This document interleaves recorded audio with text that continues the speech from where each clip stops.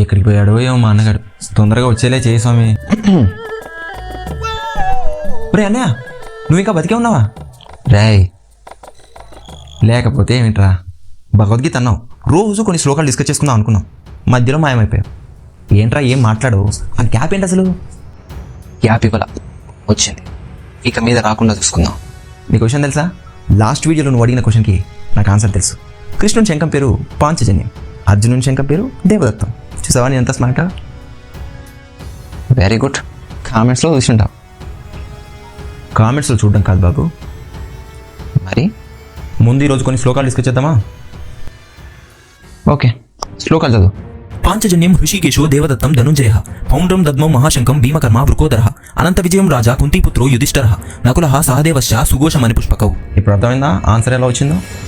అదన్నమాట సంగతి. మనం ఈ 2 శ్లోకాలు అబ్జర్వ్ చేసినట్టయితే సంజయుడు ధృతరాష్ట్రంతో మహారాజా, శ్రీకృష్ణుడు పాంచజన్యాన్ని, అర్జునుడు దేవదత్తాన్ని, భీముడు పౌండ్రకాన్ని, రాజైన యుధిష్ఠిరుడు అనంత విజయాన్ని, మిగిలిన నకుల సహదేవులిద్దరూ సుఘోష మణిపుష్పకంలోని పేర్లు గల శంఖాలను పూరించారు. ఎంతైనా మా భీష్మ పితామహుని కిందకి వస్తుందా ఏంటి?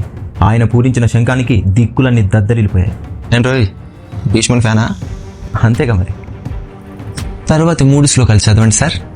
కాశ్యశ్చ పరమేశ్వాసః శిఖండీ చ మహారథః దృష్టద్యుమ్నో విరాటశ్చ సాత్యకీశ్చ పరాజితః ద్రుపదో ద్రౌపదేయాశ్చ సర్వశః పృథ్వీపతే సౌభద్ర చ మహాబాహుః శంఖాన్ దద్ము పృథక్ పృథక్ సఘోషో దార్తరాష్ట్రాణాం హృదయాని వ్యదారయత్ నభశ్చ పృథ్వీం చైవ తుములో వ్యనునాదయన్. ఈ శ్లోకాలు గమనిస్తే సంజయుడు ధృతరాష్ట్రంతో, ఓ రాజా, మహాధనుర్ధారి అయిన కాశీరాజు, మహారథి అయిన శిఖండియు, దుష్టద్యుమ్నుడు, ద్రుపద మహారాజు, అజయుడైన సాత్యకి, విరాటరాజు, ద్రౌపది యొక్క 5 కుమారులు, మహాభుజబలశాలి అయిన సుభద్రాపుత్రుడైన అభిమన్యుడు వేరువేరుగా తమ శంఖాలను పూరించారు. పాండవ పక్షంలో ఉన్న మహారథులు, యోధులైన వారు పూరించిన శంఖారవాలకి భూమి ఆకాశాలు దద్దరిల్లాయి, కౌరవుల హృదయాలు కకావికలమయ్యాయి.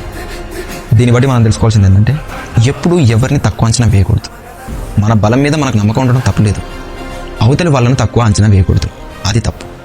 అది ఈ శ్లోకాల్లో మనం నేర్చుకోవాల్సింది. అలానే ఒక్క నిమిషం, క్వశ్చన్ ఏమి అడగరా? క్వశ్చనా? సరే తెలుసుకో. శ్రీమద్ భగవద్గీతకి మరొక పేరేమిటి? భగవద్గీతకు ఇంకొక పేరా?